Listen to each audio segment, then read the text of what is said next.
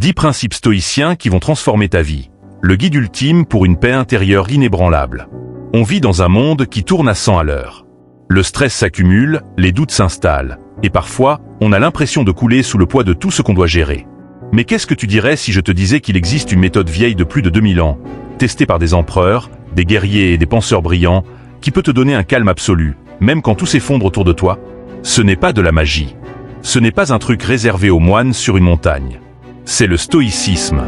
Et aujourd'hui, on va plonger ensemble dans 10 principes qui peuvent littéralement changer ta façon de voir le monde, de gérer tes émotions et de traverser les pires tempêtes sans perdre pied.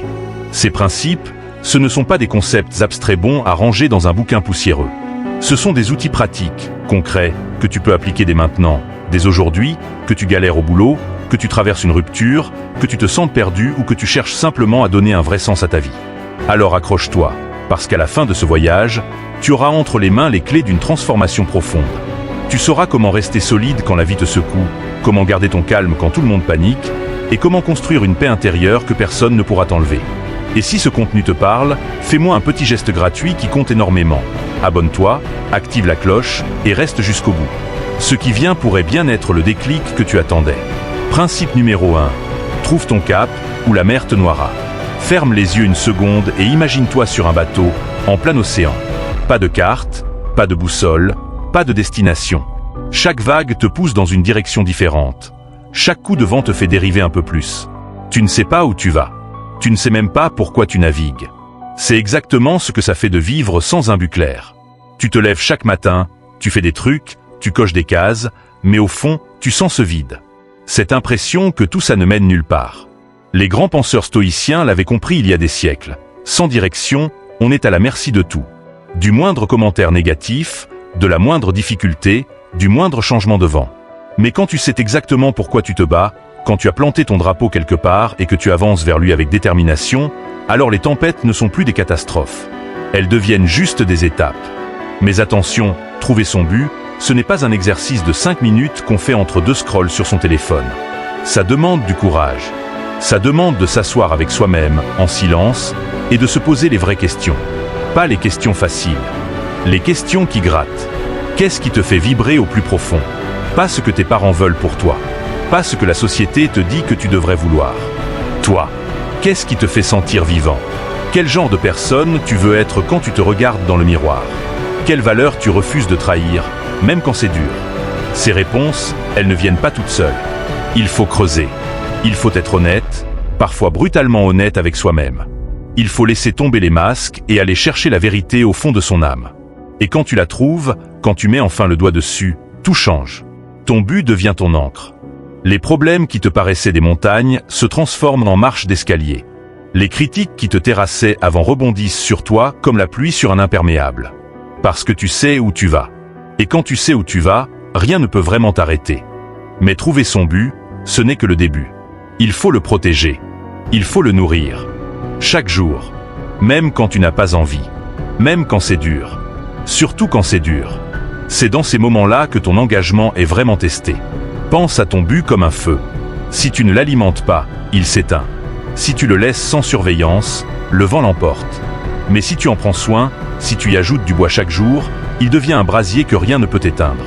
Et ce brasier, c'est lui qui va illuminer ton chemin dans les moments les plus sombres. Alors ce soir, avant de dormir, prends un carnet. Écris-le, ton but. Pas un essai de 20 pages. Juste quelques mots. Quelques phrases qui capturent l'essence de ce que tu veux devenir et pourquoi. Et demain matin, relis-les. Imprègne-toi de ces mots. Laisse-les guider chaque décision que tu prends. C'est le premier pas vers une vie qui a du sens. Principe numéro 2, blinde ton esprit comme une forteresse. On vit dans un monde qui bombarde ton cerveau 24 heures sur 24. Notifications, réseaux sociaux, nouvelles anxiogènes, opinions de tout le monde sur tout. Ton esprit, c'est un peu comme une maison avec toutes les portes et les fenêtres grandes ouvertes. N'importe qui peut entrer, n'importe quoi peut s'installer. Et le problème, c'est que la plupart de ceux qui entrent, c'est du poison. Des pensées négatives, des comparaisons toxiques, des peurs irrationnelles, des voix qui te disent que tu n'es pas assez bien, pas assez fort, pas assez intelligent. Le stoïcisme nous enseigne quelque chose de fondamental. Tu es le gardien de ton esprit. Et c'est à toi de décider ce qui entre et ce qui reste dehors. Pense à un boulanger. Un vrai artisan, passionné par son métier. Chaque matin, il se lève avant l'aube, il pétrit sa pâte, il surveille la cuisson, il perfectionne ses recettes. Est-ce qu'il se laisse déstabiliser par le client qui râle parce que le pain n'est pas assez cuit à son goût? Est-ce qu'il arrête tout parce que quelqu'un sur Internet a dit que sa boulangerie n'était pas terrible? Non. Il se concentre sur son article, il continue à s'améliorer. Il protège son espace mental contre tout ce qui pourrait le détourner de sa mission. Et toi, tu dois faire pareil. La première étape, c'est de devenir conscient de ce que tu laisses entrer dans ta tête. Fais l'inventaire. Quelles sont les voix que tu écoutes? Quels sont les contenus que tu consommes? Quelles sont les personnes avec qui tu passes du temps? Est-ce que tout ça te tire vers le haut ou vers le bas? Tu ne laisserais pas quelqu'un jeter des ordures dans ton salon. Alors pourquoi laisses-tu des pensées destructrices s'installer dans ton esprit? Protéger ton esprit, ça passe aussi par poser des limites. Des limites avec les gens qui te drainent. Des limites avec les réseaux sociaux qui te bouffent des heures. Des limites avec toi-même, quand tu te surprends à ruminer des pensées qui ne servent à rien. Et puis, remplis cet espace libéré avec des choses qui te nourrissent vraiment. Lis des livres qui ouvrent ton horizon. Écoute des conversations qui te font réfléchir. Entoure-toi de personnes qui croient en toi et qui te poussent à te dépasser. Commence petit. Fixe-toi un objectif simple chaque jour. Quelque chose de réalisable. Et quand tu le coches, savoure cette petite victoire. Parce que chaque petite victoire, c'est un brick de plus dans la forteresse de ton esprit. Et avec le temps, cette forteresse devient imprenable. Principe numéro 3. Les critiques sont des cadeaux déguisés. Soyens Honeyts. Personne n'aime être critiqué. Quand quelqu'un remet en question tes choix, tes idées ou ta façon de vivre, ça fait mal. C'est comme un coup de poing dans le ventre que tu n'avais pas vu venir. L'instinct, c'est de se défendre, de contre-attaquer ou de se replier dans sa coquille. Mais le stoïcisme nous invite à voir les critiques sous un angle complètement différent. D'abord, comprends une chose essentielle. Tu ne contrôles pas ce que les autres pensent de toi. Tu ne contrôles pas ce qu'ils disent. Tu ne contrôles pas leur jugement. Ce que tu contrôles, c'est la façon dont tu reçois et traites ces critiques. Et c'est là que tout se joue. Quand tu te connais vraiment, quand tu sais qui tu es et pourquoi tu fais ce que tu fais, les critiques perdent leur pouvoir sur toi. Elles ne disparaissent pas, mais elles cessent de te blesser. Parce que tu as une base solide sur laquelle te tenir. Mais voilà le truc intéressant. Parfois, au milieu d'une critique dure, il y a un grain de vérité. Quelque chose que tu peux utiliser pour grandir. Quelque chose que tu n'aurais jamais vu tout seul. Et si tu es assez mature et assez courageux pour le reconnaître, cette critique devient un cadeau. Ça ne veut pas dire que tu dois tout accepter. Il y a des critiques injustes, mal intentionnées, qui ne reflètent que les insécurités de celui qui les lance. Celles-là, tu les laisses passer comme le vent. Mais les autres, celles qui te piquent parce qu'il y a un fond de vérité, celles-là méritent ton attention. La prochaine fois que quelqu'un te critique, essaie cette approche. Au lieu de réagir à chaud, prends une respiration. Laisse l'émotion retomber. Puis demande-toi calmement s'il y a quelque chose d'utile dans ce qui a été dit. Si oui, prends-le et utilise-le. Sinon, lâche prise et avance. Et si la critique vient de quelqu'un de proche, un ami, un membre de ta famille, n'hésite pas à en parler ouvertement. Demande des précisions. Explique ton point de vue. Cette conversation, menée avec calme et respect, peut renforcer vos liens au lieu de les fragiliser. Le plus beau dans tout ça, c'est que quand les gens te voient gérer les critiques avec grâce et maturité, ça inspire. Ça donne envie de suivre ton exemple.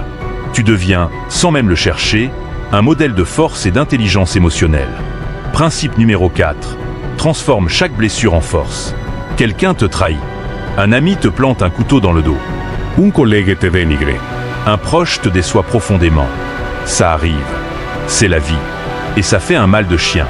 Mais voici ce que le stoïcisme nous apprend, et c'est peut-être la leçon la plus libératrice de toutes. Ce ne sont pas les événements qui te font souffrir. C'est ta perception de ces événements. Ce n'est pas ce que l'autre a dit ou fait qui te détruit. C'est l'histoire que tu te racontes à propos de ce qui s'est passé. Je sais que ça peut sembler dur à entendre. Quand tu souffres, la dernière chose que tu veux qu'on te dise, c'est que c'est de ta faute. Et ce n'est pas ce que je dis. Ce que je dis, c'est que tu as le pouvoir de choisir ce que tu fais avec cette douleur. Tu peux la laisser te ronger de l'intérieur, nourrir ta rancune, alimenter ta colère, te transformer en victime permanente. Ou tu peux la transformer. Tu peux prendre cette blessure et en faire quelque chose de puissant. La première étape, c'est de reconnaître ce que tu ressens. Sans filtre, sans censure. Tu es en colère? Sois en colère. Tu es triste? Pleure. Tu te sens strachí? C'est normal. Ces émotions sont humaines et légitimes. Le stoïcisme ne te demande pas de devenir un robot sans sentiments. Il te demande de ne pas laisser ces sentiments prendre le volant de ta vie. La deuxième étape, c'est le changement de perspective. Quand la douleur s'est un peu apaisée, essaie de voir la situation autrement. Qu'est-ce que cette expérience t'apprend sur toi? Sur les autres? Sur la vie? Chaque blessure contient une leçon, si tu acceptes de la chercher. La troisième étape, c'est l'empathie. Essaie de comprendre pourquoi l'autre a agi comme il a fait. Non pas pour excuser son comportement, mais pour te libérer du poids de la colère. Souvent, les gens blessent les autres parce qu'ils sont eux-mêmes blessés. Comprendre ça ne rend pas leur acte acceptable, mais ça te permet de répondre avec compassion plutôt qu'avec rage. Et puis il y a le pardon. Le vrai pardon. Pas celui où tu fais semblant que tout va bien. Celui où tu choisis consciemment de lâcher prise. De ne plus porter ce fardeau. Garder rancune, c'est comme serrer un charbon brûlant dans ta main en espérant que l'autre se brûle. Le seul qui souffre, c'est toi. En pardonnant, tu ne fais pas un cadeau à l'autre. Tu te fais un cadeau à toi-même. Tu te libères pour avancer, plus léger, plus fort, plus sage. Et voilà le secret. Chaque offense que tu transformes, chaque blessure que tu transcendes, ça te rend plus résistant. Comme un muscle qui se déchire un peu à chaque entraînement et qui revient plus fort. Ton caractère se forge dans l'adversité. Et plus tu pratiques cette transformation, plus elle devient naturelle. Jusqu'au jour où tu réalises que les coups de la vie glissent sur toi comme l'eau sur une pierre. Principe numéro 5. Dompte la peur et la honte avant qu'elle ne te dompte. La peur et la honte. Deux émotions qui ont le pouvoir de paralyser ta vie entière si tu les laisses faire. Deux ombres qui te suivent partout, qui te chuchotent que tu n'es pas à la hauteur, que tu vas échouer, que tout le monde te juge. Mais voici la vérité que le stoïcisme nous révèle. La peur et la honte ne viennent pas des événements. Elles viennent de ta façon de penser à ces événements. C'est toi qui leur donnes leur pouvoir. Et c'est toi qui peux le leur reprendre. Commençons par la peur. La peur, à la base, c'est un mécanisme de survie. C'est ton cerveau qui essaie de te protéger d'un danger. Et dans certaines situations, c'est utile. Tu ne vas pas caresser un lion parce que tu sais que c'est dangereux. Ça, c'est de la peur saine. Mais la majorité de nos peurs quotidiennes n'ont rien à voir avec la survie. On a peur de parler en public. Peur d'échouer. Peur d'être rejeté. Peur de ne pas être à la hauteur. Et ces peurs-là, elles ne nous protègent pas. Elles nous emprisonnent. Le stoïcisme nous invite à faire face à nos peurs. Pas à les fuir, pas à les ignorer, mais à les regarder droit dans les yeux et à les analyser froidement. Qu'est-ce qui te fait vraiment peur dans cette situation? Décompose-la. Sois précis. Souvent, quand tu mets des mots sur ta peur et que tu l'examines rationnellement, elle rétrécit. Elle passe de monstre terrifiant à petit chien qui aboie mais ne mord pas. Prenons un exemple concret. Tu as peur de prendre la parole devant un groupe.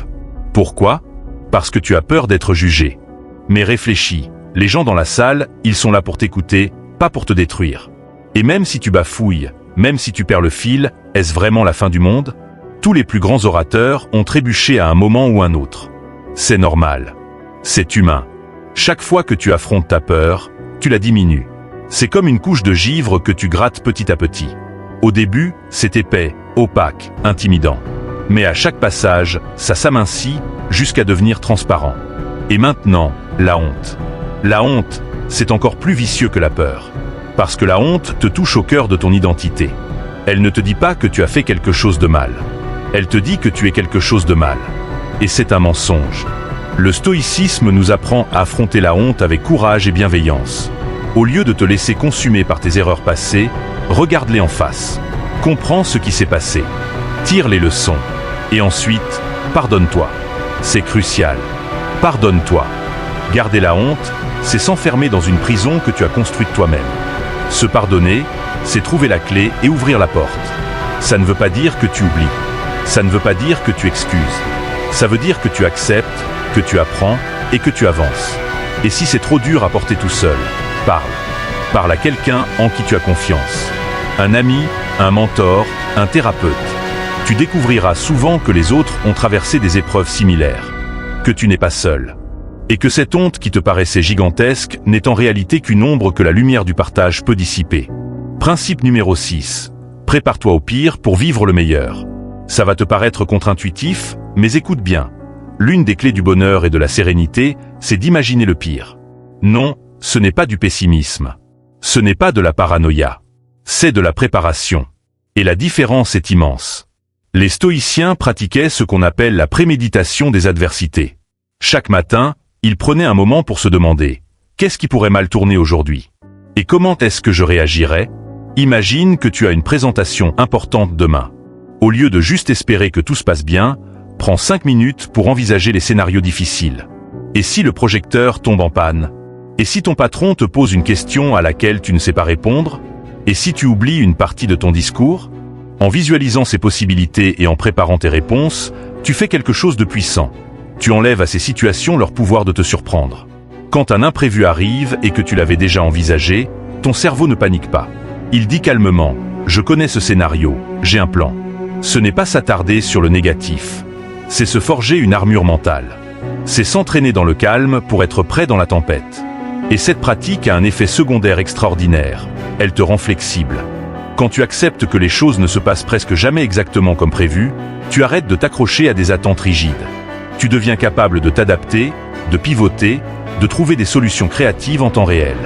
Cette souplesse, c'est un super pouvoir dans un monde imprévisible. Mais attention à l'équilibre. Anticiper les obstacles, oui. S'y noyer, non. Pour chaque difficulté que tu imagines, rappelle-toi aussi tes forces, tes compétences, les personnes qui te soutiennent, les ressources à ta disposition. Cette vision équilibrée te garde préparé sans te rendre anxieux. Et prends le temps de regarder en arrière. Quels défis as-tu déjà surmontés ? Quelles stratégies ont marché ? Qu'est-ce que tu ferais différemment ? Apprendre de ton passé, c'est le meilleur entraînement pour ton futur. La préméditation des adversités, c'est comme un simulateur de vol pour pilote. Tu ne souhaites pas que l'avion ait une panne, mais si ça arrive, tu sais exactement quoi faire. Et c'est cette assurance tranquille, cette confiance calme, qui te permet de vivre pleinement sans être paralysé par la peur de l'inconnu. Principe numéro 7. Ta force est dans ta réaction, pas dans la situation. La vie va te mettre à terre. C'est garanti. Pas une question de si, mais de quand. Tu vas perdre des gens que tu aimes. Tu vas rater des opportunités. Tu vas faire des erreurs que tu n'aurais jamais cru possibles. Tu vas traverser des nuits où tu te demanderas si ça vaut le coup de continuer. Et dans ces moments-là, le stoïcisme te pose une seule question. Comment vas-tu réagir ? Pas qu'est-ce qui t'est arrivé. Comment tu réagis ? Parce que ce qui t'arrive, tu ne le contrôles pas.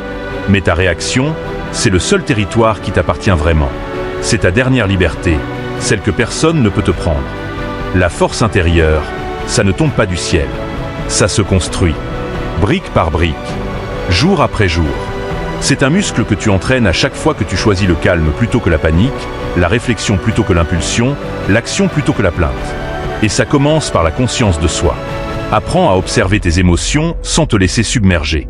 Quand la colère monte, ne la combats pas, mais ne la laisse pas non plus te contrôler. Obsérvela. D'où vient-elle ? Qu'est-ce qu'elle essaie de te dire ? Cette simple observation crée un espace de liberté entre le déclencheur et ta réaction. Et c'est dans cet espace que réside ton pouvoir. Le stoïcisme nous apprend aussi à distinguer ce qui dépend de nous et ce qui ne dépend pas de nous. C'est peut-être le concept le plus libérateur de toute cette philosophie. Tu ne contrôles pas la météo, les embouteillages, les décisions de ton patron, les opinions des autres. Mais tu contrôles ton attitude, tes efforts, tes choix, ta perspective. Quand tu arrêtes de gaspiller ton énergie sur ce que tu ne contrôles pas et que tu la canalises vers ce que tu peux réellement influencer, tout change. Tu deviens plus efficace, plus serein, plus puissant. Non pas parce que les circonstances ont changé, mais parce que toi, tu as changé. Le pardon joue aussi un rôle crucial dans la construction de la force intérieure. Garder rancune, c'est porter des chaînes invisibles. Ça te pèse, ça t'épuise, ça embrouille ton jugement. En pardonnant, tu ne fais pas un acte de faiblesse. Tu fais un acte de libération. Tu te débarrasses du poison et tu te donnes la permission d'avancer. Et n'oublie pas, la résilience se nourrit de chaque épreuve. Chaque galère que tu traverses, chaque coup dur que tu encaisses sans tomber, ça renforce ton armure. Avec le temps, tu te rends compte que les choses qui te terrifiaient avant ne te font plus rien. Non pas parce qu'elles ont changé, mais parce que tu es devenu plus fort qu'elles. Entoure-toi aussi de personnes qui te tirent vers le haut. Des gens bienveillants, authentiques, qui partagent tes valeurs. La force intérieure ne se construit pas en isolation. Elle se nourrit de connexions humaines sincères. Engage-toi dans des discussions qui te challengent. Cherche des mentors qui ont déjà parcouru le chemin que tu empruntes. Laisse-les t'inspirer et te guider. Et pratique la gratitude. Chaque jour. Même quand tout semble aller mal, il y a toujours quelque chose pour lequel être reconnaissant. Ce shifting du manque vers l'abondance, de ce qui te manque vers ce que tu as, c'est un antidote puissant contre le désespoir. C'est comme allumer une bougie dans une pièce sombre. Ça ne fait pas disparaître l'obscurité, mais ça te montre que la lumière est toujours possible. Enfin, accepte ta vulnérabilité. Être fort, ce n'est pas être invincible. C'est être humain, avec tes failles et tes cicatrices, et avancer quand même. Reconnaître tes peurs et tes insécurités, ce n'est pas un signe de faiblesse. C'est le signe le plus pur de courage. Et c'est en affrontant ces vulnérabilités avec bienveillance que tu les transformes en source de force authentique. Principe numéro 8, la retenue, c'est le vrai pouvoir. On vit dans une culture de l'instant. Tout de suite. Réagir vite, parler fort, publier avant de réfléchir. On glorifie la spontanéité, mais on oublie que la spontanéité sans sagesse, c'est juste de l'impulsivité. Le stoïcisme nous enseigne une leçon qui va à contre-courant de tout ce que le monde moderne nous crie. La vraie puissance, c'est la retenue. Ce n'est pas refouler tes émotions. Ce n'est pas faire semblant que rien ne t'atteint. C'est créer un espace sacré entre ce qui te provoque et ta réponse. Un moment de pause. Un instant de réflexion. Et dans cet instant, tu as le choix. Le choix de répondre plutôt que de réagir. Le choix de construire plutôt que de détruire. Imagine la scène. Tu conduis et quelqu'un te coupe la route. Ton sang ne fait qu'un tour. L'adrénaline monte. Tu veux klaxonner, crier, poursuivre le gars. Mais à quoi ça sert? Est-ce que ça va changer ce qui s'est passé? Est-ce que ça va améliorer ta journée? Non. Ça va juste te pourrir les prochaines heures. Maintenant imagine que tu prends une respiration. Tu lâches le volant un peu. Tu te dis, ce gars est peut-être pressé, peut-être stressé, peut-être qu'il a une urgence. Et même si c'est juste un conducteur imprudent, est-ce que ça vaut la peine de ruiner ta paix intérieure pour ça? La réponse est toujours non. Cette capacité à prendre du recul, c'est un super pouvoir. Et comme tout super pouvoir, ça s'entraîne. La retenue s'applique aussi à la communication. Combien de fois as-tu dit quelque chose dans le feu de l'action que tu as regretté après? Des mots lancés par la colère qui ont blessé des gens que tu aimes? Des messages envoyés à chaud que tu aurais voulu reprendre dès la seconde suivante? Le stoïcisme te dit, avant de parler, passe tes mots au crible. Est-ce que c'est vrai? Est-ce que c'est utile? Est-ce que c'est bienveillant? Si tes mots ne passent pas au moins 2 de ces 3 filtres, peut-être qu'ils ne méritent pas d'être prononcés. La retenue, c'est aussi savoir différer la gratification. Dans un monde où tout est à portée de clic, on a perdu l'habitude d'attendre. Mais les choses qui comptent vraiment, celles qui ont une vraie valeur, elles demandent du temps, de la patience et de la discipline. Apprendre un instrument, construire une relation solide, bâtir une carrière qui te passionne. Tout ça demande de résister à l'envie de la récompense immédiate et de travailler patiemment pour quelque chose de plus grand. Et la retenue, c'est aussi agir rationnellement plutôt qu'émotionnellement. Quand tu dois prendre une décision importante, ne fonce pas tête baissée. Prends le temps de rassembler les informations. Pèse le pour et le contre. Demande-toi si cette décision est alignée avec tes valeurs et ton but. Cette approche réfléchie mène à de meilleurs résultats et te donne un vrai sentiment de contrôle sur ta vie. Mets en place une routine de pleine conscience pour renforcer cette capacité. Quelques minutes de méditation chaque matin. Des exercices de respiration quand tu sens la tension monter. Juste observer tes pensées sans les juger. Avec le temps, tu deviendras de plus en plus habile à repérer tes impulsions et à choisir des réponses plus sages. Et chaque soir, prends un moment pour revoir ta journée. Où as-tu fait preuve de retenue? Où aurais-tu pu faire mieux? Cette auto-évaluation continue est un outil extraordinaire de croissance personnelle. Elle transforme chaque jour en opportunité d'apprentissage. Principe numéro 9. Accepte ce qui est pour créer ce qui peut être. On passe une quantité astronomique d'énergie à résister à la réalité. On se bat contre ce qui est, on s'accroche à ce qui devrait être, et on souffre de l'écart entre les deux. Le stoïcisme nous dit une chose simple mais révolutionnaire. Accepte d'abord. Agis ensuite. L'acceptation, ce n'est pas la résignation. Ce n'est pas baisser les bras.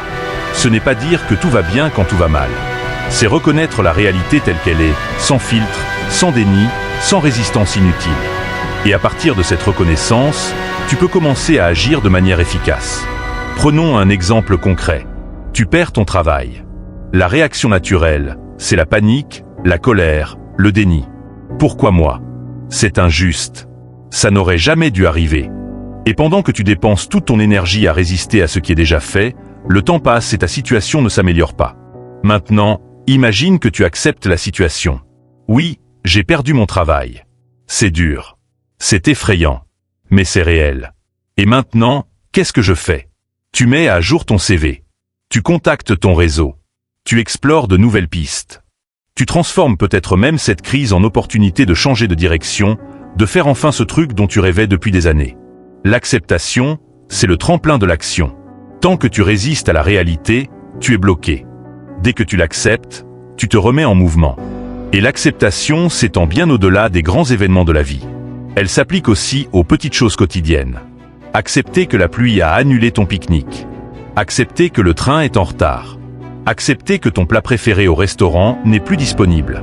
Ces micro-acceptations quotidiennes t'entraînent à lâcher prise et à rester flexible. L'acceptation, c'est aussi lâcher le perfectionnisme. Ce monstre insidieux qui te dit que tout doit être impeccable, que la moindre erreur est un échec catastrophique. En acceptant que la perfection n'existe pas, tu te libères d'un fardeau immense. Tu peux enfin apprécier tes efforts, célébrer tes progrès et accepter tes erreurs comme des étapes naturelles du chemin. La gratitude renforce l'acceptation. Quand tu te concentres sur ce que tu as plutôt que sur ce qui te manque, tu changes de lunettes. Le monde ne change pas, mais ta façon de le voir se transforme. Et avec cette nouvelle perspective, tu découvres de la beauté et de la richesse là où tu ne voyais que du manque. L'acceptation s'applique aussi à tes relations. Arrête d'attendre des autres qu'ils soient ce que tu veux qu'ils soient. Accepte-les comme ils sont, avec leurs qualités et leurs défauts, leurs forces et leurs faiblesses. Ça ne veut pas dire tolérer un comportement toxique.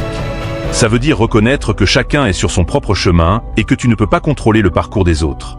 En pratiquant l'empathie et la compassion, tu crées l'espace pour des relations authentiques et profondes. Principe numéro 10, vis en harmonie avec ta vraie nature. Et voici le dernier principe, celui qui englobe tous les autres. Vivre selon ta nature. Ce n'est pas un appel à retourner dans les cavernes ou à abandonner la technologie.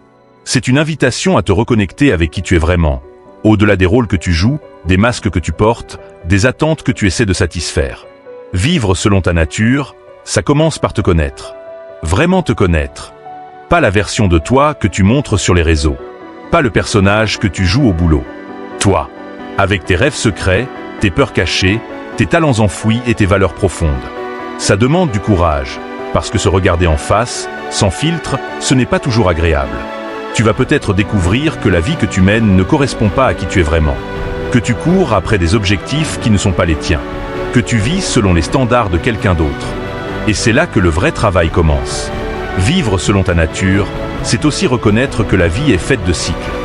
Des hauts et des bas, des printemps et des hivers, des périodes de croissance et des périodes de repos. Au lieu de te battre contre ces cycles, coule avec eux. Quand c'est le moment de foncer, fonce. Quand c'est le moment de ralentir, ralentis. Cette danse avec les rythmes naturels de la vie t'apporte une sérénité que la résistance ne pourra jamais te donner. Le stoïcisme identifie 4 qualités fondamentales qui forment le pilier d'une vie authentique. La sagesse, le courage, la justice et la tempérance. La sagesse, c'est voir clair. C'est comprendre les situations dans leur complexité et faire des choix réfléchis. Le courage, c'est agir malgré la peur. C'est avancer quand tout te dit de reculer. La justice, c'est traiter les autres avec équité et respect. C'est faire ce qui est juste, même quand c'est difficile. La tempérance, c'est l'équilibre. C'est savoir quand dire oui et quand dire non. C'est éviter les excès dans un monde qui te pousse à en vouloir toujours plus. En cultivant ces 4 qualités, tu alignes tes actions avec ta nature profonde. Et quand tes actions sont alignées avec qui tu es vraiment, il n'y a plus de friction, plus de dissonance, plus de ce sentiment nagging que quelque chose ne colle pas.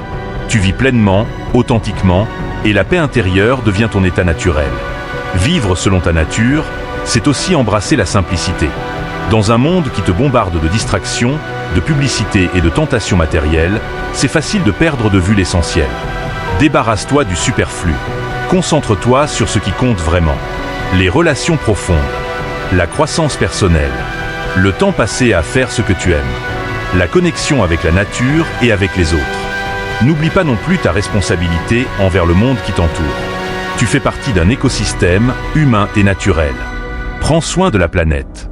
Contribue à ta communauté. Aide ceux qui en ont besoin. Ce n'est pas de l'altruisme sacrificiel, c'est la reconnaissance que ton bien-être est intimement lié au bien-être de ceux qui t'entourent. La pleine conscience est ton meilleur allié dans cette quête d'harmonie. Prends le temps chaque jour de t'arrêter, de respirer, d'observer. Le monde est incroyablement beau si tu prends le temps de le regarder. Le chant des oiseaux, la chaleur du soleil, le sourire d'un inconnu. Ces petits moments, c'est la vie. La vraie vie. Pas celle qu'on te vend à la télé, mais celle qui se déroule ici et maintenant, sous tes yeux. Le mot de la fin. On arrive au bout de ce voyage, et si tu es encore là, ça veut dire quelque chose. Ça veut dire que tu es prêt pour le changement. Que tu cherches plus que le confort de surface. Que tu veux une vie qui a du sens, de la profondeur, de la substance. Alors retiens ceci, le vrai pouvoir n'est pas dans le contrôle du monde extérieur. Il est dans la maîtrise de ton monde intérieur. Tes pensées, tes réactions, tes choix. C'est là que tout se joue. C'est là que tout commence. Le stoïcisme n'est pas une philosophie du passé. C'est un guide pour le présent. Un outil vivant, pratique, puissant, qui t'aide à naviguer dans le chaos de la vie moderne avec grâce, force et sérénité. Ne te contente pas de lire ou d'écouter ces principes. Vis-les. Applique-les. Chaque jour. Dans les petits moments comme dans les grands. Parce que c'est dans la pratique quotidienne que la transformation se produit. Commence aujourd'hui. Pas demain. Pas lundi prochain. Aujourd'hui. Choisis un seul principe parmi ces 10 et applique-le pendant une semaine. Puis ajoutant un autre. Et un autre. Avec le temps, ces principes deviendront une seconde nature. Et tu regarderas en arrière en te demandant comment tu as pu vivre autrement. Merci d'avoir été là. Si cette vidéo t'a touché, partage-la avec quelqu'un qui en a besoin. Abonne-toi pour ne rien manquer. Et surtout, reste fort, garde les pieds sur terre et ne cesse jamais d'avancer sur le chemin de la sagesse. On se retrouve très bientôt. En attendant, prends soin de toi et de ton esprit. C'est le bien le plus précieux que tu possèdes.